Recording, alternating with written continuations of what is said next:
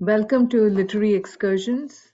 It's a pleasure for me to introduce Kavita and Carmen, Kavita Mendonca, Ezekiel, and Carmen Bugan, who will be reading for us today. Literary Excursions has been going on for 5 years now, and we've had several people from across the world who've been reading for us over the last 2 years since we transferred to Zoom from our in-person readings. So it is wonderful that Kavita can join us from Toronto, and Carmen is right here in Setauket. So I would like to begin with my introduction to Kavita. I am extremely honored to invite Kavita Mendonca Ezekiel. I feel personally connected to her because of my connection with her father, Nissim Ezekiel, who was my professor in Bombay University. He was also my poetry mentor, and I've studied his works in great detail. And I see him as like a very important voice in Indian poetry. For those of you who may not know much about Kavita Ezekiel, she was born and raised in a Jewish family in Mumbai. She was educated at the Queen Mary School, Mumbai, received her BA in English and French, an MA from the University of Bombay in English and American Literature, and a Master's in Education from Oxford Brookes University, England. She has taught English, French, and Spanish in various colleges and schools in India and overseas. Her poems have appeared in the Indian Literature Journal, published by Sahitya Academy, Destiny Poets, UK Poetry India, Setu, and so on. She also writes short fiction and non-fiction. Her latest books are Family Sunday and Other Poems and Light of the Sabbath. She also manages a poetry page, and you can find that on the flyer, and a poetry blog, kavitaezekielpoetry.com. Very important. I would like to second rule. a little bit more about Kavita's poetry. Many of the themes are about home and family. There's a lot of snippets about daily life, and also she covers the history of places like Bombay and Alibag in her poems.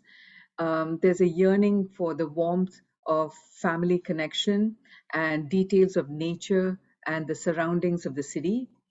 There's one particular line that caught my eye in the poem Alibag. I remember praying to have this kind of faith, the kind that stills the storm.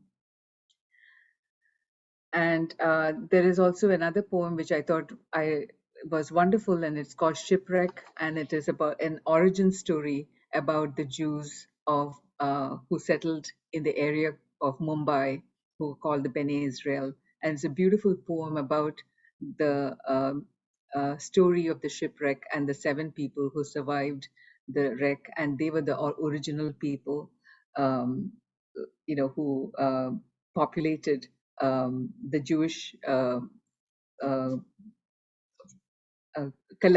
collective in Bombay. So welcome, Kavita Ezekiel. Thank you so much, Premila, and it's such an honor to be here with Carmen. I didn't know Carmen, and I read about her, and she's such a distinguished poet. So I'm in great company. And also thank you, Premila, for reading my poems so closely that you were able to talk about some of the themes, and you were also able to quote some of the lines. So I'm really happy for that. I thought I'd start with a poem from my first book, which is called Family Sunday and Other Poems, if you can see that. And it's called Family Sunday. Unsummoned, we assemble and slowly go to the same place at the same time, as though destiny decrees it. We sit on the same flat stones provided by the beach, sea and sky reflected in our eyes. We make the same remarks in praise of what we see, only the lovers excluded from the scene respectively. To eat something is part of the ceremony, so we eat. To leave when it is dark is part of the ceremony, so we leave when it is dark. We call it a family reunion. My father makes his Sunday joke about Eliot's play. My mother laughs, alone. They both agree that this is the way to spend a happy Sunday evening. We children are supposed to be content and not want a change. So that was Family Sunday from my first book. And then Pamela mentioned my poem Alibag, so I thought I would read my poem Alibag, which is one of my very favorite poems, and it's from my new chapbook called Light of the Sabbath. And it starts with a quotation from the Beatles. Alibag. There are places I'll remember all my life, though some have changed, some forever, not for better. Some have gone and some remain. That's from the song All My Life from the Beatles. Now here's the poem. It was a village then, a ferry the only means to get across. I went there often, even defiant of the Indian monsoons. My uncle owned a grain mill.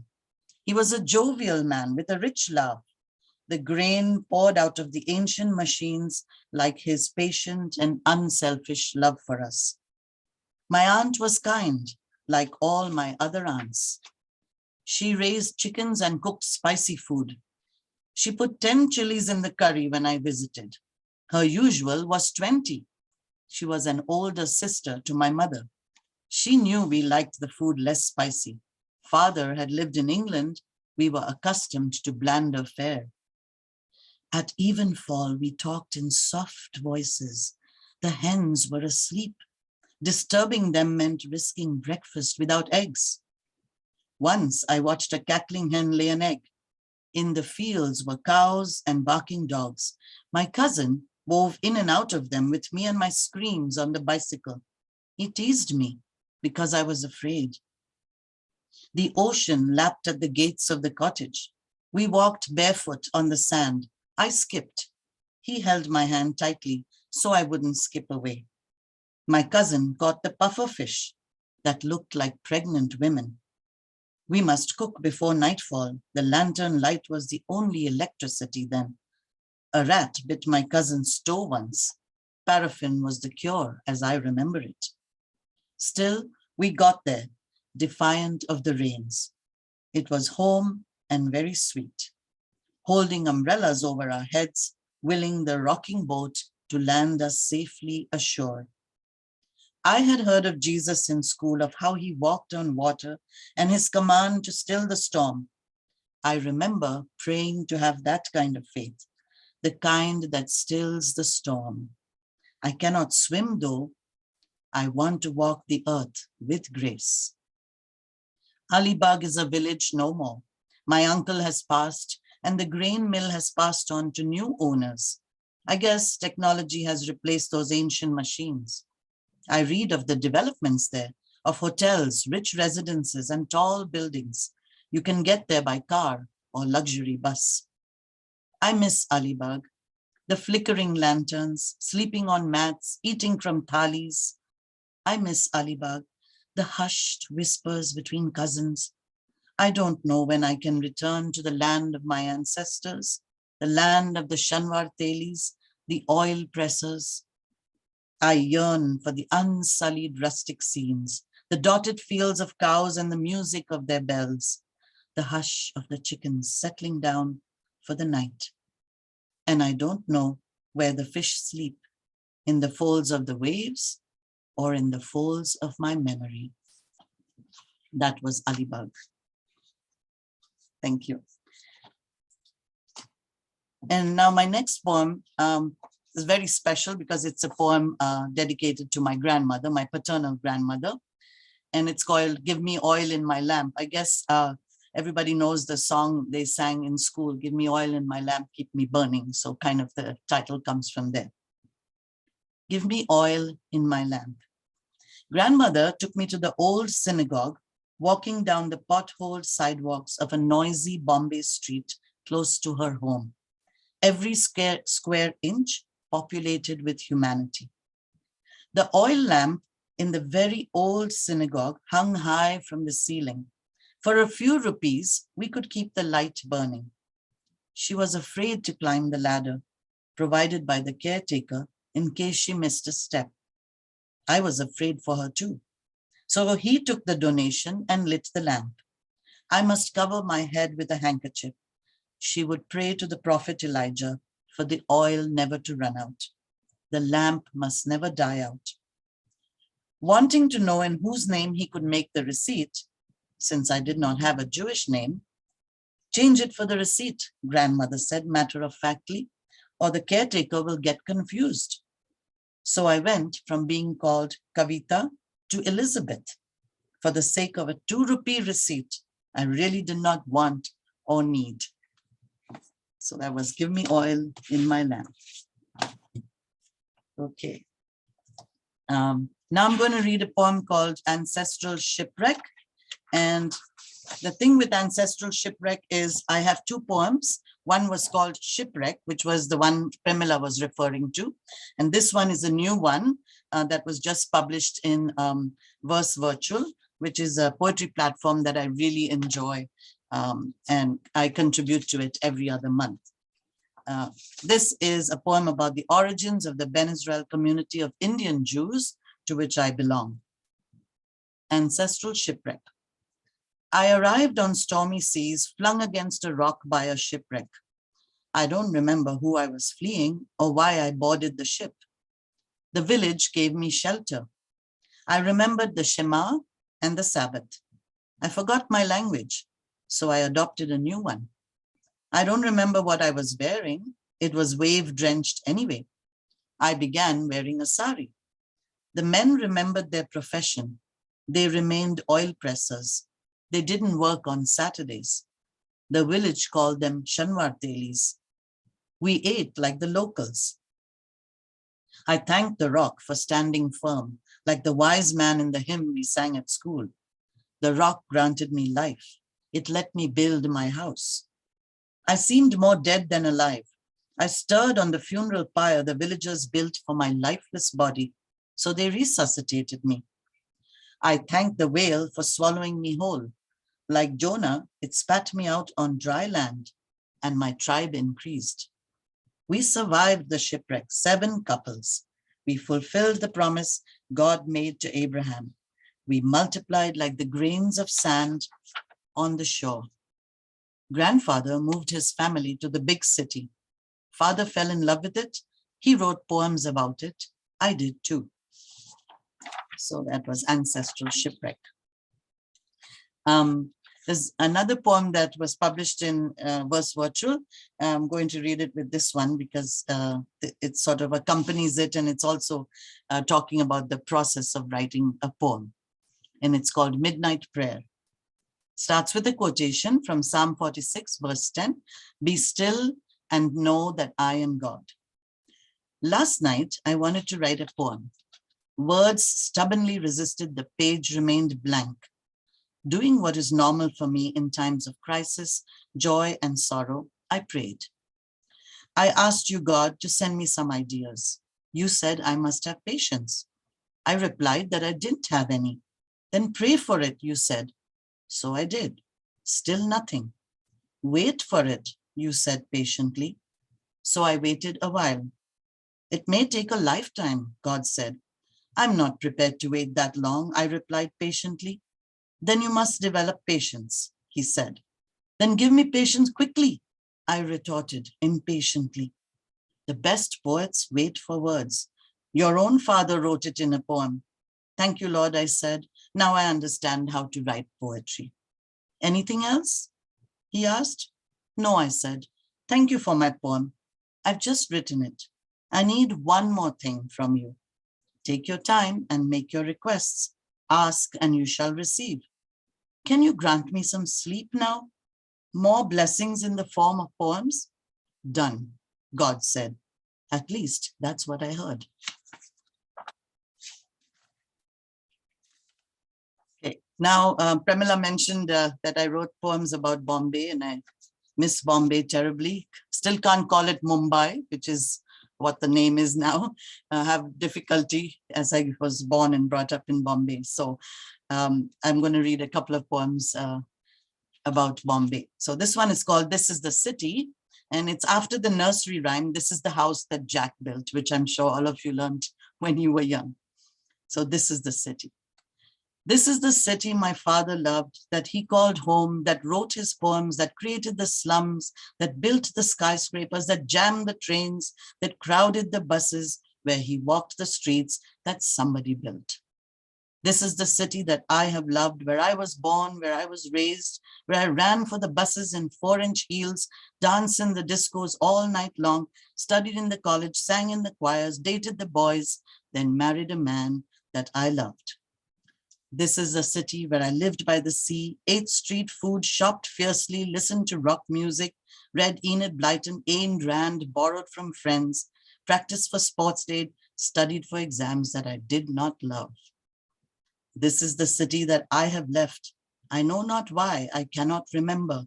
This is the city lodged in my soul, something stuck in a tooth I cannot remove. This is the city that I still love, with its dust and its grime, will always be mine, that I must in Hindi call Bombay Meri Jaan, meaning Bombay my love, my heart, a city whose name I can no longer pronounce, that is now called Mumbai. And then this is the city part 2, which is just recently published in an anthology called Home, edited by Gayatri Mazumdar in the Brown Critique. This is the city part 2. This is the city whose crows caw before dawn. On rooftops here, pigeons coo before morn, where the ocean rolls with screeching seagulls above, the sounds of a city I know and I love.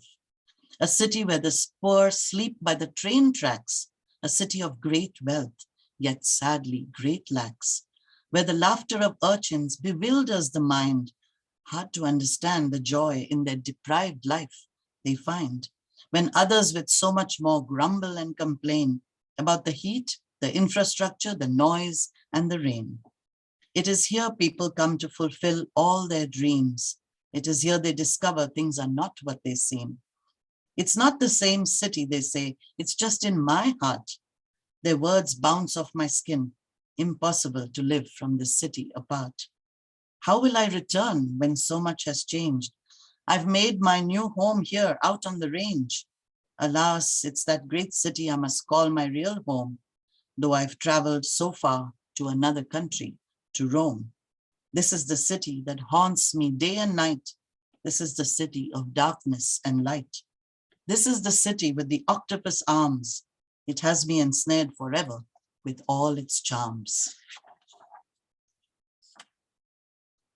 How am I doing for time, Premila? You have about four minutes. Okay, so I'll skip another city and I'll read a poem called Bombay Monsoon. A box of old photographs becomes a magician with his tricks, pulls me out of his hat as a little girl, my hair in 2 ponytails, the grayness of age covered in curls of gold and brown. Time places me on the stone steps of the small family rented home in pouring rain, listening for the deep-throated croaking of the frogs, audible but camouflaged, behind the dripping bushes of the lush garden. My ears fill with the laughter of the street urchins, splashing, pushing cars in the flooded waters, smiling gratitude for a few coins to buy peanuts, bananas, or any kind of cheap food. The smell of fresh earth invades the nostrils, and the voice of father calling out, "Come inside, you'll get wet."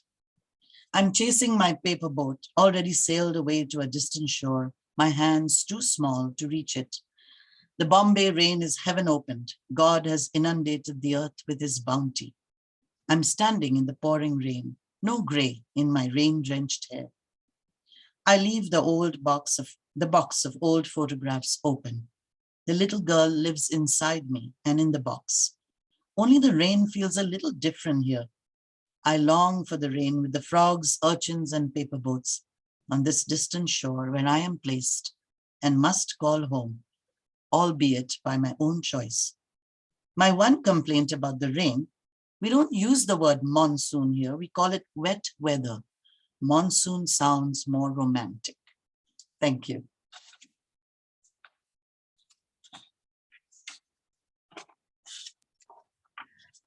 Okay, my time's up. Thank you. Thank you very much, Kavita. Actually, in the end, when we have time, each of you can read a poem Okay, each. Yeah. wonderful. Yeah, that was just wonderful how you invoked all these scents and sounds and visual images of cities, and also about, all the stories you told about your family.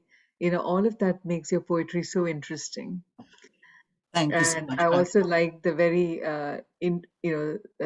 light humor and wit in some of the poems, especially the ones about writing a poem, and also a little bit in Alibag and the other another poem. I think it was a later poem, the one that you read after about writing poems. I forgot the title. Okay. Yeah, but thank you. So now we are on to our next poet, Carmen Bugan. Carmen Bugan presents her fifth collection of poems, Time Being. She's also the author of the memoir Burying the Typewriter and the monograph Seamus Heaney and Eastern European Poetry in Translation. Her recent book of essays, Poetry and the Language of Oppression, is listed as an essential book for writers by poets and writers. She teaches at the Gotham Writers Workshop in New York City. I'm delighted to say a few words about Carmen's poetry. I met Carmen through a mutual friend who was teaching at Oxford, where Carmen was a student. Although I have known Carmen only since she moved to Long Island a few years back, I feel I really know her from her work. The work that introduced me to the personal and the political history of her family, one enmeshed in the other, was Burying the Typewriter. In this memoir, we see Carmen's hallmark, the ability to present pain and beauty together. One does not cancel out the other, but holds the other in balance. We see the same quality shine in this recent book of poems, Time Being. In mellifluously lyrical language, she describes the tiniest detail of nature and finds a way to speak of the pain of isolation and separateness, both in the family and in the outer world, ravaged by the pandemic, the outer entering and changing the inner. In Morning in the Garden, at one moment the poet registers the light turning the road silver. The next moment she hears the melody of the violin, and at the same time hears, quote, ambulances wail, life seeps into past canisters of air, unquote. Inner dialogues reflected sometimes in titles which recall the metaphysical poets invite us into the ways pain tests its steps in the nonverbal encounters within the walls of the house, as in Conversations with the Soul, where the metaphor of the eclipse captures the eclipse of the beloved. Nature provides plenty of material for the poet to ruminate during the lockdowns when nature took center stage. Walks, bread making, bird calls, children at play, and water imagery off the Long Island beaches make the experience of reading this book a joyful one. As Gerard Smith comments, quote, at the heart of this compelling collection is assurance and the poet's good instruction to herself to feel the real, to protect myself against the imagined. Advice each of us should heed. It is with great pleasure that I present to you Carmen Bugan. Thank you so much, Pramila. That was an extraordinarily generous and really, really perceptive. And what can I say? I'm very moved by this introduction. You're such a wonderful critic and reader. I wanted to thank Kavita. Kavita, that was your reading was uh, one of the very best I ever heard. The way you capture Mumbai, and the way you have the problem with the name, that how the names of the cities have a person and a life of their own inside of you. and the way you bring everything to life was very, very beautiful. I'm really happy to meet you and to hear some of your poetry, and I will get your books now because it's really wonderful, enlightening to hear, and I love the way you read it as well. So thank you so much again for coming to Literary Excursions. So I will stay away from the political tonight and just read a series of poems. It's one longer sequence that should take about 15-20 minutes, about the separation of the family, but is really taking place through this journey through Michigan, where I first found my independence as a person coming from Romania. So it's the first place where I came into being as a one strong woman, I suppose, where I learned English. My family still lives there, and it was a place where I returned this past summer with the children after an extraordinarily traumatic breakup of the marriage and very scary period in our lives here.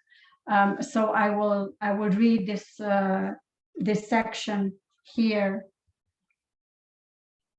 I will start with the last bit of hope that it was June 20, 2021. That was my birthday, from Stony Brook, and just moved there to the summer. With sun. Again, awake at the first calling of birds, and now the sun pours a golden light over the garden and the grass that all night were soaked in rain. The orioles and robins, the doves and tiny sparrows sing in tongues. Rusalile, Rusalile, the descent of the Holy Spirit. And I pray again in my mother tongue, Luminează, Doamne, mintea mea. Bring light into my mind this day, my birthday. Bring some words that have the force of baptism to raise this crumbled marriage back to faith. When love means trust, and trust is the house where these two beautiful children of ours grow. Rusali, Rusali, Duminica Rusaliilor. I am a child again, barefoot in the Sunday yard of my grandparents, preparing for church, washing my face with water from a tin cup. The coming of wisdom is celebrated today. I try to sense it in a song of orioles, the joyful calling of the cardinals and mourning doves that won't let up and hold me up, feeling the gentle breath of God, the morning air through the open windows that moves over the faces of my sleeping children who went to bed praying the madness in the house will end. The sun stands still, waits for our hearts to change. Crossing the Sound, literally the Long Island Sound with a ferry. Now that all the words are said and we find ourselves searching beyond the point of no return, I walk through my garden. The baby roses are up to my waist, but they are dying from disease or parasites or both. The butterfly bush thrives, grown the height of our daughter, and the tips are purple, preparing to bloom. The wildflowers surprise us with things new, red and white poppies, pink forget-me-nots, purple silky skirts of one flower that I can't quite name. 7 more days and I will cross the Sound with our son and daughter, leave the strawberries and tomatoes behind, the black-eyed Susans by the office window, the hanging pots with colorful petunias. I'll have the post stopped and held at the post office for the summer. You will fly across the ocean alone, taking with you the pacing and the sighing, the calculated stinging looks, the timed silences and the unanswered questions. I am alert, lucid, and prepared for the ferry. The end of love is always clear-headed. Don't lose heart. Here's the end of June like a messenger, wet from rain and tired from the road. I wept with relief on a ferry, car secured at the bottom, children up on the deck with me, masks on, disinfectant in hand, hot chocolate that to them was too perfect and sweet after the morning that was tied in the knot of grief. The water was covered with fog, but the ferry went straight through and we set the course for the journey on the other side. North of Bridgeport, the rain washed the windshield, and by the time we crossed the Appalachians, the sun of our first day of freedom shone through. Our road cut through green forests, swung around mountains and hills into sunshine to Buffalo, where we panicked in the hotel room just as it began to rain again. It was a night we couldn't wait to end, so we waited for the morning at the window. Don't lose heart, I told the children on our way to Michigan. Don't lose heart. We must be strong. The skies cleared past Erie, where the lake appeared like a blue ribbon that stretched to Cleveland, where the planes took off above the highway. When we arrived in Michigan and the landscape changed to the green of forests, the road lined with pink and yellow flowers, we turned our thoughts to the family awaiting us, to their gardens, and all the time we spent without them. We put away the masks, closed the disinfectants, decided that this would be the time for kisses and for hugs.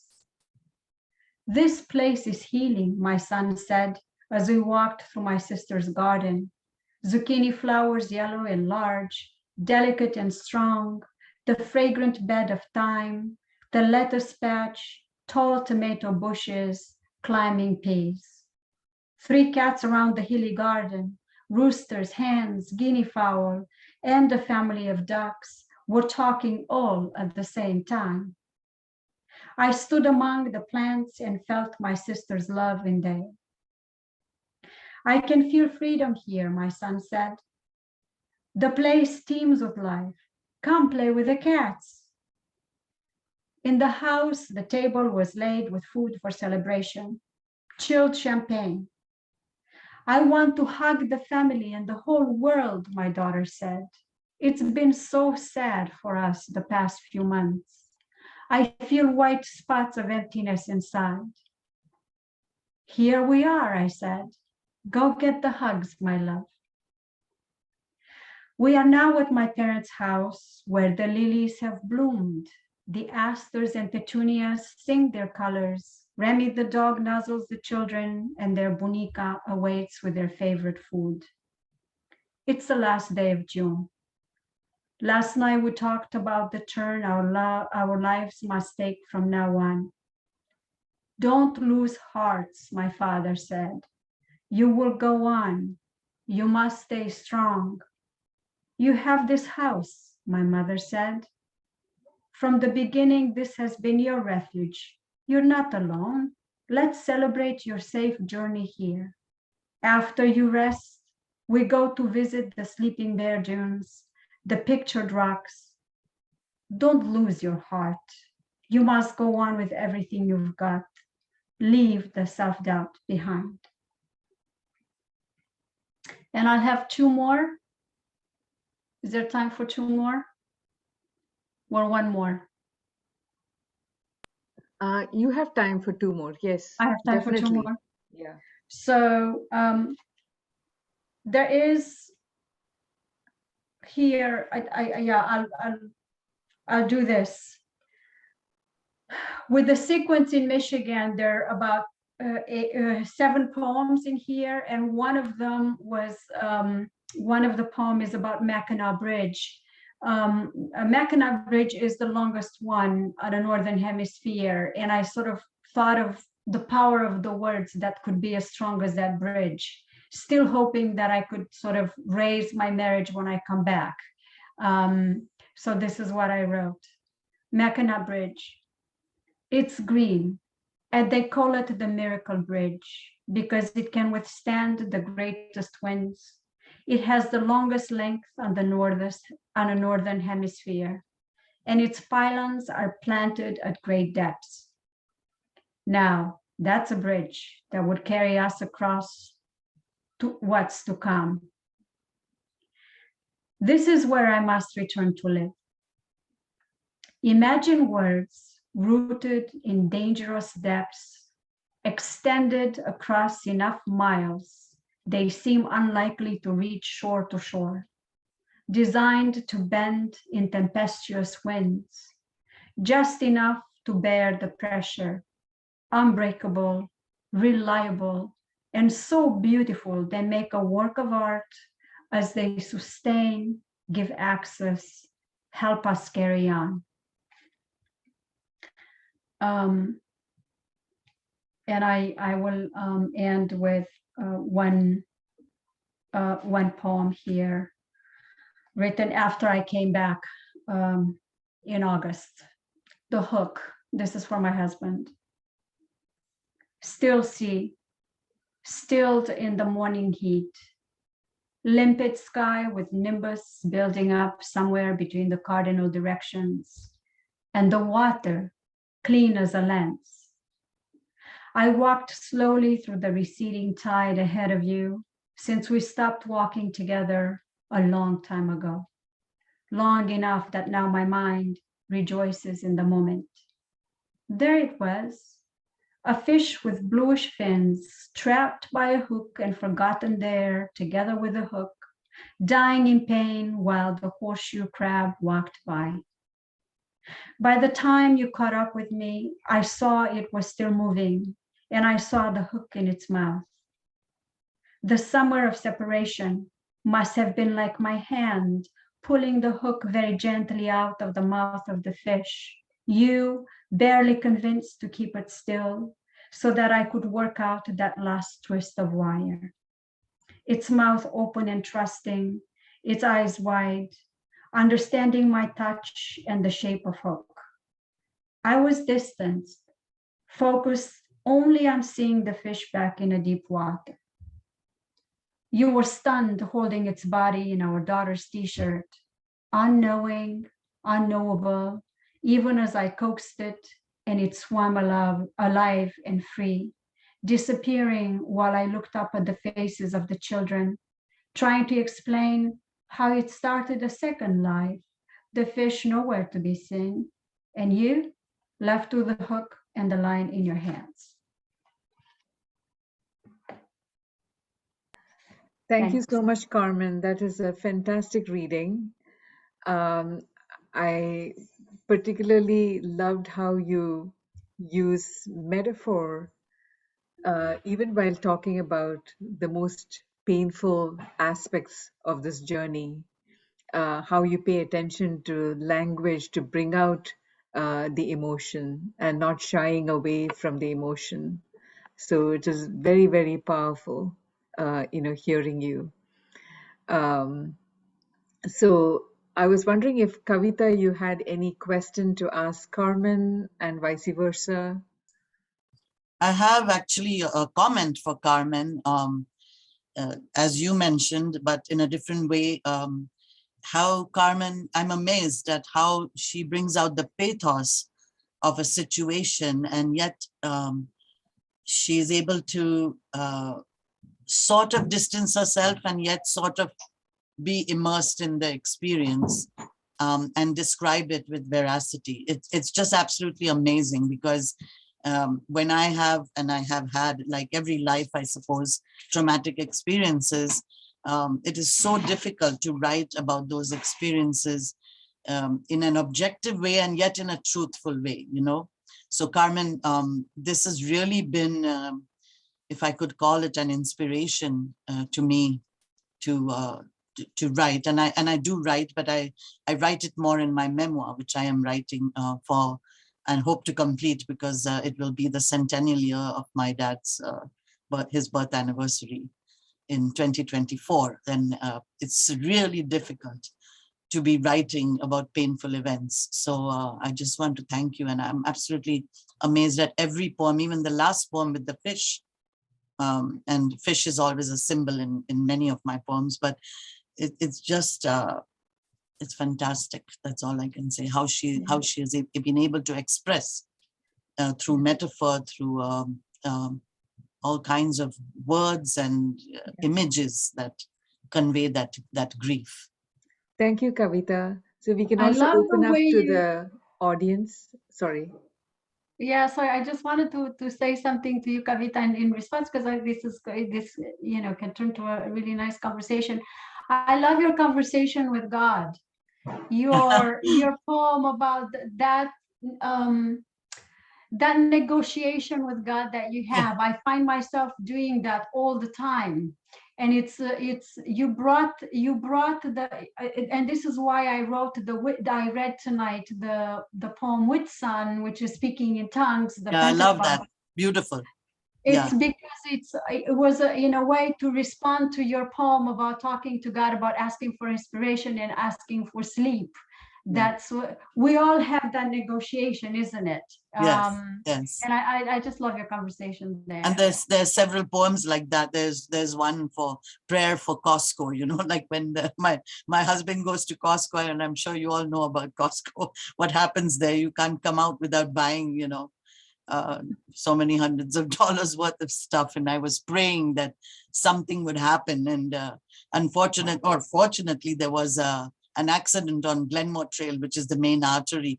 And they had to come back, my husband and my daughter. So I sort of said to God, thank you for answering my prayer in a most unexpected way. I didn't really want them not to get to Costco, but anyhow, so we saved a couple of $100, I guess. But I guess they went another time and made up for it, compensated. so that's those prayers are always going on, conversations with God about different things. I would like to invite Rosie if she has anything she would like to say. You're muted. Sorry, I forgot I was muted. I love both of your readings. As different, they were very different, but the level of sharing of the depth of your personal reactions to things is just so moving, and you both do it in different ways, but both of you carried me right into the heart of your situations. And all I can say is, both of you beautifully done.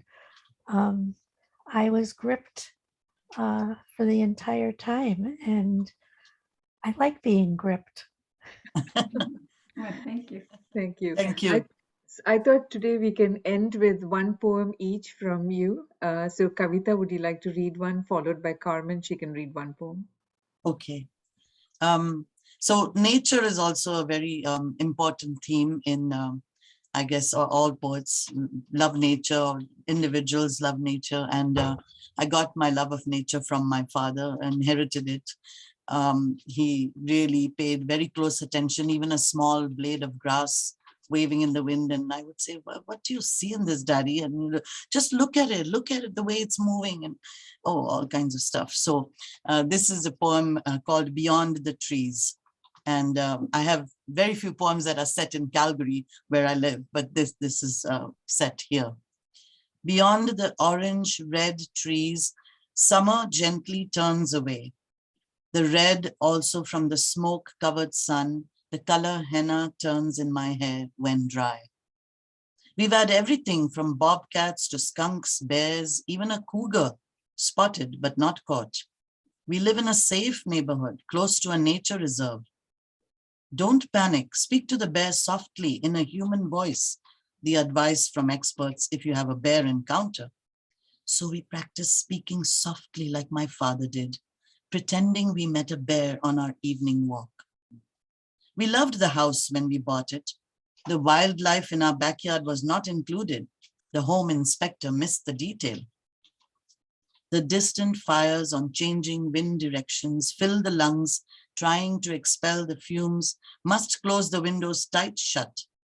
The red trees were actually green, touched now by the yellow, orange, red of fall. Each year we ask where summer has gone. We know it's gone to fall. The rakes turn yellow with the leaves.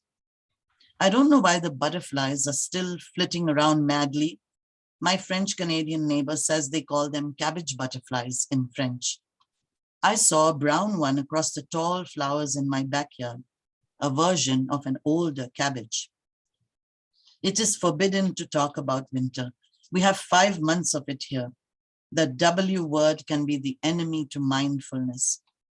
Only say, if winter comes, can spring be far behind? For the moment, continue to love the red trees and color your hair with henna. Thank you. Beautiful. Lovely, so lovely.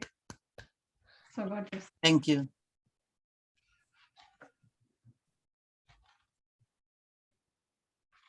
And Carmen? So there's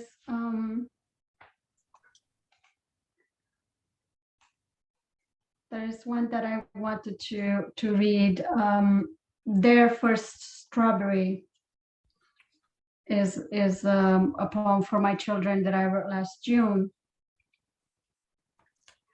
They go to the garden several times a day to check on the tiniest shoots of lemon balm, the holy basil, rosemary, thyme, the tomato plants that now are sending forth first flowers. And they see how their strawberries grow, the first one blushing, yesterday's pink, ripe now. I have never seen more happiness in them. Brother and sister kneel by the bush to take the fruit of their labor from its stem. Her 9-year-old hands, his 14-year-old wise smile, somehow holding her and their garden in that mysterious glow that tells me they will be all right through these fractured days when parents weep and let go of each other. And when I see plainly how only half of the garden I have planted 15 years ago has taken root and bears the first taste of harvest. Lovely. That was beautiful. Yeah. Yeah, beautiful. Yeah. Thank you so much, Kavita and Carmen. I mean, this has been such a wonderful experience hearing both of you. And Thank you we'll for be having having us. you're welcome. We'll be having literary excursions, poetry readings once a month. It's every Monday, every second Monday of the month. So I will be sending you flyers for future events. So thank you very much. Thank you. Thank you, so Carmen. much. Kavita, thank you. That was gorgeous poetry. That was really good poetry. Thank you. Thank you.